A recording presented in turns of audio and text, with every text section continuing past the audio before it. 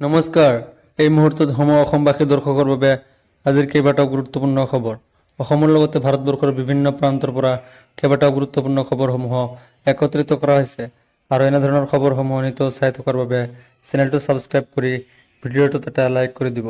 আজিৰ প্ৰথমটো খবৰ ৰাজ্যবাসীৰ বাবে এটা ডাঙৰ খবৰ। জন্মনি তদন্ত কৰিবলৈ CBI আহিল আৰু গ'ল বুলি মন্তব্য। কিমান দূৰ আগবাঢ়িছে জন্মনি ৰাভাৰ CBIৰ তদন্ত? CBIয়ে জেৰাত কাৰ কাৰ নাম পালেগৈ ইতিমধ্যে প্ৰকাশ পোৱা নাই। জন্মনি ৰাভাৰ ঘটনাৰ আচল ৰহস্য ফাদিল হ'বনে নাই বুলি মন্তব্য। জন্মনিৰ তদন্ত কৰিবলৈ CBI আহিল আৰু গ'ল।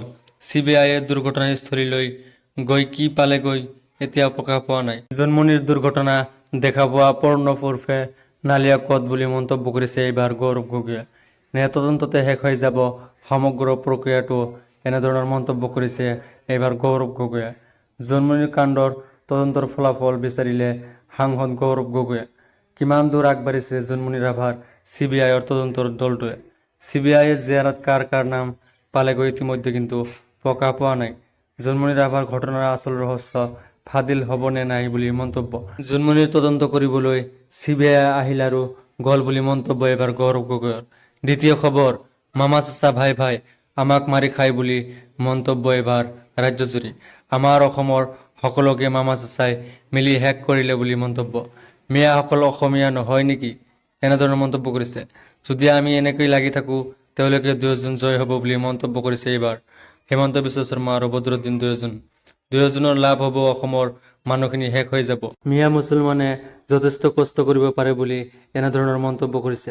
চহৰত উচ্ছেদ চলোৱাৰ বাবে বন্ধ হৈ পৰিছে এইবাৰ খেতিয়কসকল। মিয়া প্ৰসংগত মৰিগাঁও আমচুৰ সভাপতিৰ প্ৰক্ৰিয়া এনেধৰণৰ। মামা চাচা ভাই ভাই আমাক মাৰি খায় বুলি এনেধৰণৰ মন্তব্য। আমাৰ অসমৰ সকলোকে মামা চাচাই মিলি শেষ কৰি পেলাব বুলি এইবাৰ অসমলেণ্ডৰ দাবী অসমত চলি আছে বুলি মন্তব্য কৰিছে। অসমলেণ্ডৰ দাবীৰে টাইপাই প্ৰকাশ কৰিলে এইবাৰ মানচিত্ৰ। প্ৰথমবাৰৰ বাবে অসমলেণ্ডৰ মানচিত্ৰ প্ৰকাশ কৰিলে এইবাৰ টাইপাই। শদিয়াৰ পৰা শৰাইঘাটলৈকে সীমা নিৰ্ধাৰণ কৰি টাইপাই প্ৰস্তুত কৰিছে এইবাৰ মানচিত্ৰ। প্ৰস্তাৱিত অসমলেণ্ডত মূলতঃ উজনি অসম আৰু মধ্য অসমলৈ উত্তৰ অসমৰ লগতে সামৰি লোৱা হৈছে বৃহত্তৰ অঞ্চলসমূহ। পূবে শদিয়াৰ পৰা পশ্চিমে অশোকক্লান্তলৈ, উত্তৰে ধেমাজি, লখিমপুৰ, গহপুৰ, বিশ্বনাথ সামৰি দক্ষিণ কাৰ্বি পাহাৰ আৰু নাগা পাহাৰলৈ নিৰ্ধাৰণ কৰিছে এইবাৰ সীমা।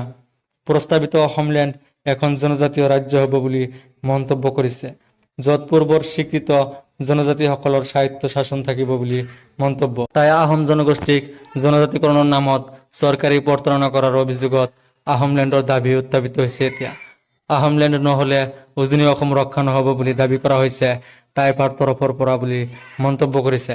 আহোমলেণ্ড অবিহনে উজনি অসমৰ খিলঞ্জীয়া তথা আহোমসকল ৩য় শ্ৰেণীৰ নাগৰিকত্ব পৰিণত হোৱাৰ আকাংক্ষা জাৰি কৰিছে এইবাৰ হিমন্ত বিশ্ব শৰ্মাৰ চৰকাৰে। আহোমলেণ্ডত ইনাৰ লাইনত পাৰ্মিটৰ ব্যৱস্থা বলবৎ থাকিব। আহোমলেণ্ড গঠন হ'লে আহোমৰ পৰা বিচ্ছিন্নতাবাদ সমূলি নিৰ্মূল হ'ব বুলি মন্তব্য। সমষ্টি পুনৰ নিৰ্ধাৰণৰ চৰ্চা অব্যাহত থকাৰ সময়তে উত্থাপন কৰিলে পৃথক অসমলেণ্ডৰ দাবী। এইবাৰ অসমলেণ্ডৰ দাবীও অসমত চলি আছে। অসমলেণ্ডৰ দাবীৰ টাইপাই প্ৰকাশ কৰিলে এইবাৰ মানচিত্ৰ। প্ৰথমবাৰৰ বাবে অসমলেণ্ডৰ মানচিত্ৰ প্ৰকাশ কৰিলে টাইপাই।